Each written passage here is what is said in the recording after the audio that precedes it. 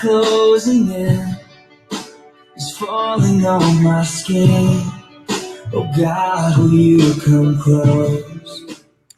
Hi, everybody. This is Ronald Palmer. I'm a motivational speaker, life coach, and therapist.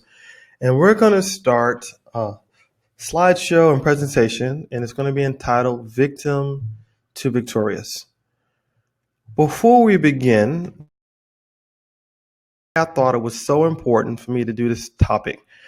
As a therapist, I've found many people who have been experiencing anxiety and depression did not really realize a lot of their issues stem from the fact that they're dealing with being victims.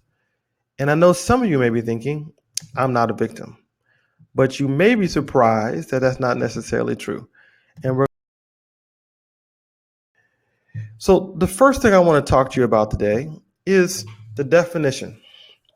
And the true definition of this is a victim. A victim is a person who suffers from a destructive or injurious action or agency.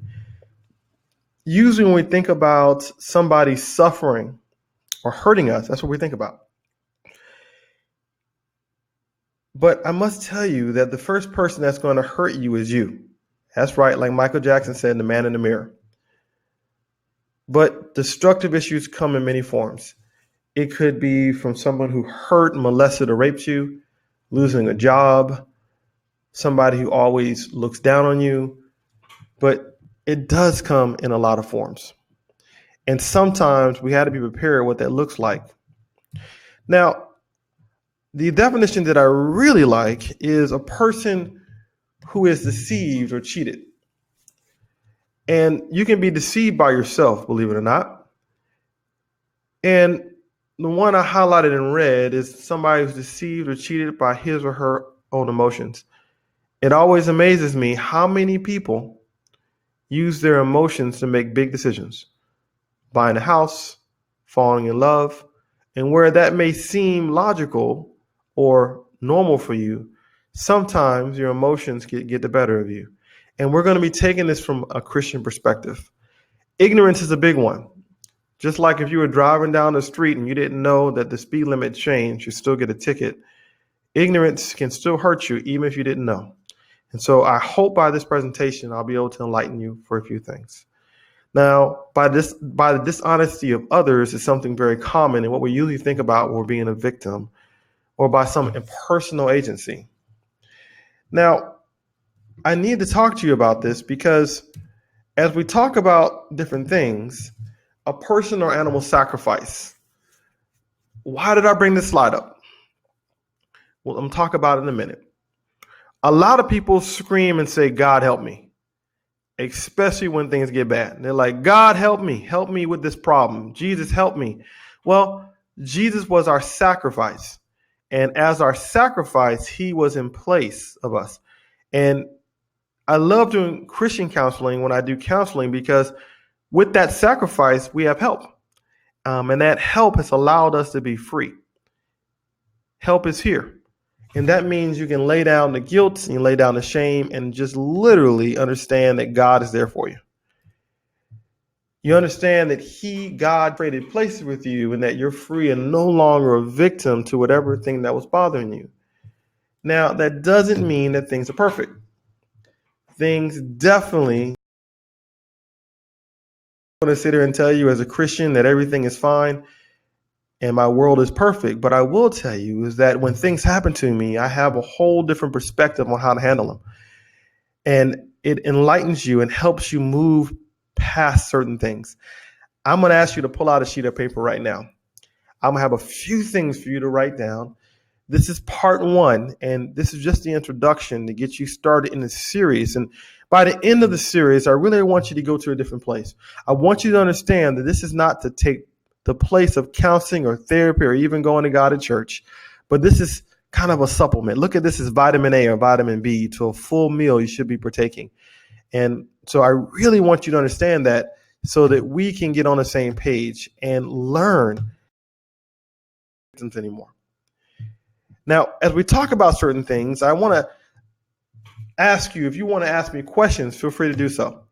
If you look on the page and you click on the link, you should be able to ask me questions. And depending on the responses I get back, I'm going to do this next part 2 live, and you'll be able to ask me questions live as they come to you, okay? And just be respectful, and other than that, any questions are allowed. I love this quote from John 3:16. Ask and it will be given to you, seek and you will find, knock and the door will be open to you. This sounds simple, but it's not. Look at it. Ask. Many of us don't ask. And I'm going to tell you as men, because most men don't go to therapy, we don't even ask. We just keep going and going and going and going and going. We're taught from little boys just to work and work and work and work. And if we have a problem, we drink it down or we ignore it. And that's the reason why women outlive us, guys. All right. And it said, if you ask, it will be given to you. Seek and you will find. Seeking involves work, educating yourself. Knock and the door will be open. In order for you to knock on a door, you have to be close enough to knock on it. And I hope that we get closer after this presentation. Now, I want you to know the benefits of being a victim. The victim mentality actually has some benefits, believe it or not. If you get hurt, when I was in Iraq, I came back with PTSD and I was not in a good place. I needed to feel as a victim in the beginning so that I could deal with my own stuff. But just like mourning a loved one can't last forever, you have to move from a victim mentality on. But it does have a purpose. And some people may ask me, so Ron, Counselor Ron, or whatever you want to call me, what is the purpose of this? Well, you're supposed to feel like a victim at first because it does help you. Any discussion that I give you, any presentation that I'm going to give you is going to come from somewhere. I believe in research and I believe on getting deeper into a subject. My job is to intrigue you enough so that you can spend a little more time working on you. It amazes me how often we work on work and we work on our kids, but we seldom work on ourselves.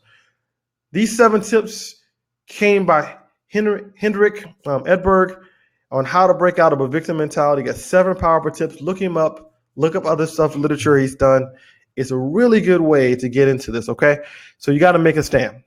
Are you ready to make a stand?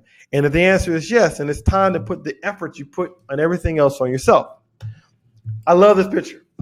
You got to be okay with not being the victim. Now, this is moving from the victim mentality.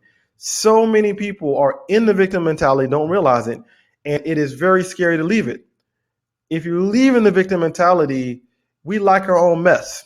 I like what it says in the picture. Someone once asked me how I hold my head up so high after all I've been through. And I said it's because no matter what, I'm a survivor, not a victim.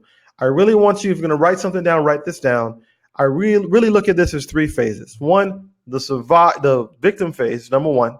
And number 2, survivor. And number 3, victorious. So again, number 1, victim, something happened to you. Number 2, you start to get up out of it and you start to get back into your routine. You survive. And then better to be just a survivor. You're victorious when you have realized you can move past certain things.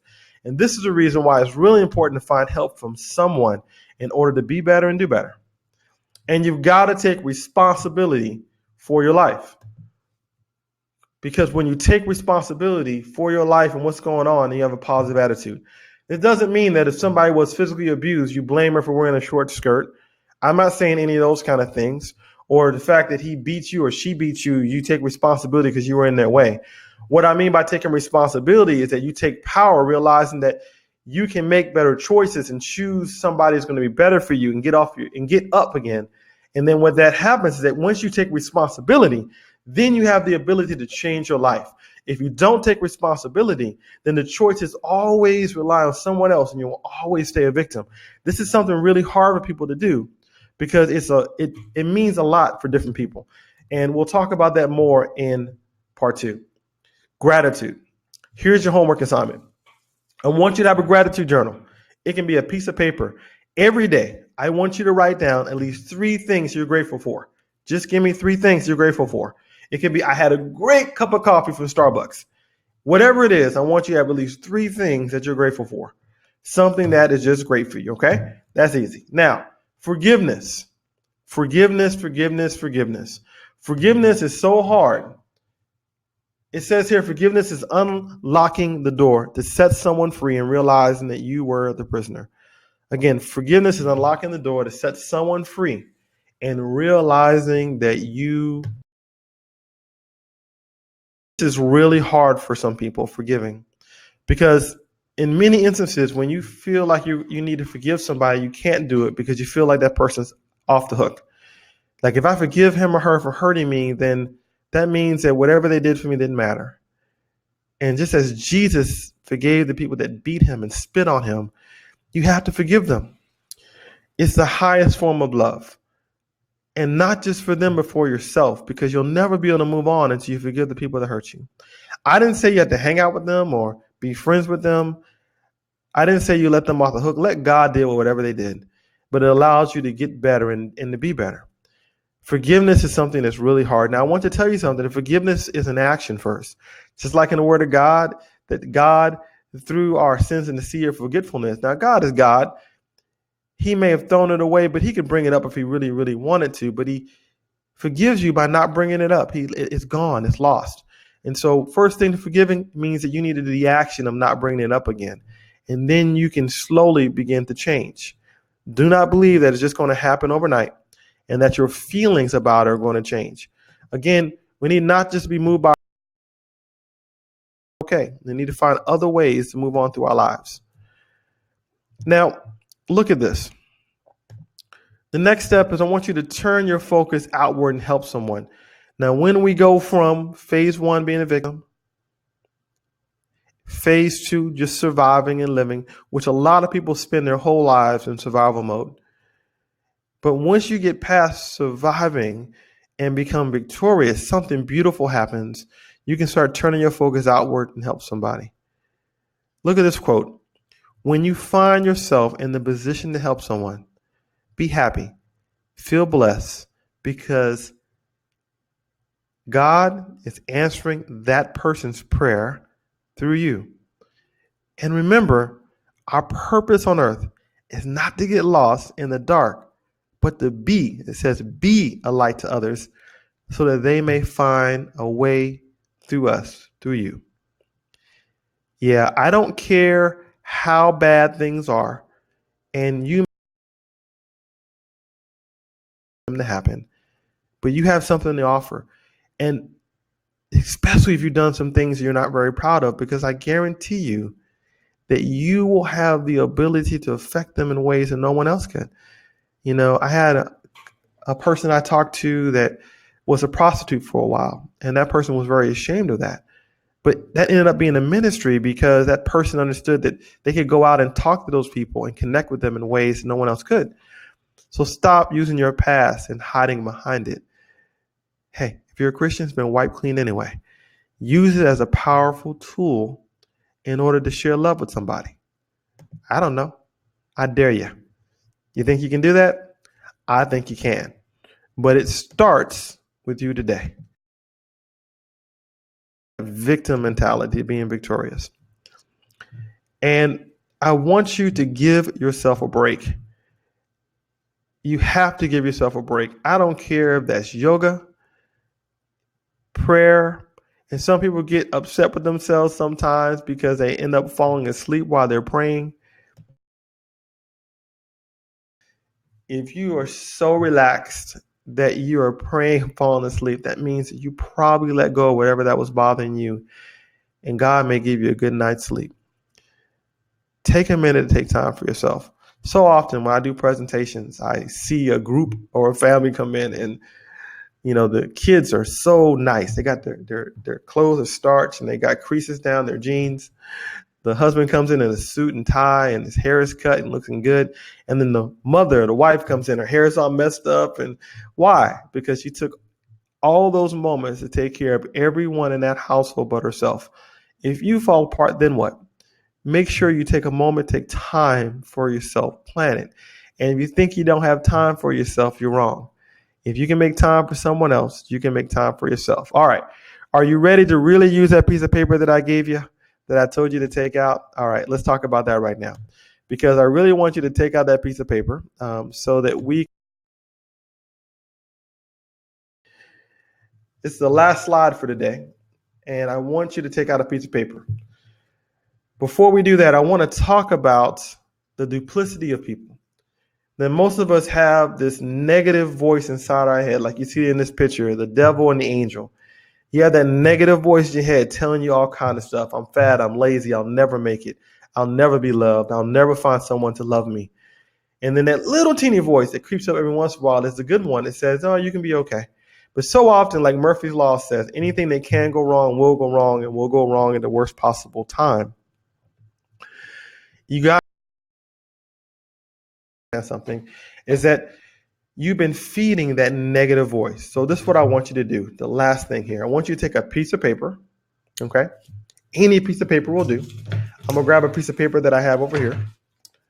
And I want you to take your piece of paper and I want you to fold it in half, just like this, okay? When you fold the paper in half, I want you then to fold it and look on one side, and I want you to write down the positive you in 5 years, 10 years. For me, it'll be Dr. Palmer when I finish this doctoral program that's killing me. And you're going to write down all the positive things in a minute. Now, on the other side, because people have a tendency to be able to do this a lot quicker, I want you to write down all the negative things right now. You can pause this video and do it. Write down all the negative things about yourself. I'm too fat. I'm too lazy. Nobody likes me. I won't be successful. I want you to write down whatever it is you think about yourself. Write on a piece of paper for me. Take a minute and do that and pause it. All right. Now, as you wrote down all the negative stuff on that side of the paper, I want you now to open up that sheet of paper and I want you to write just the opposite thing. I didn't say I wanted you to believe it yet. So if you said that I'm too fat, I want you to say that I'm in shape and I'm working on it every day. If you say I'm ugly, I want you to write down that I am beautiful the way God made me and I'm working on loving myself each day. So not only do I want you to write down something, but I want you to make an action plan, and that's the other part of your homework. As you write the positive thing, I want you to make an action plan. So if you're too fat, go to the gym. If you don't like the way you look, then you need to go to counseling or something so you can start looking at yourself differently. You've got to find different ways to get this done. So I'm here for you if you need me. And I plan on doing many, many more presentations in the future. You just got to let me know what you need. This has been Ron Palmer with MC Webinars, signing off saying have a great night. I love you. God bless.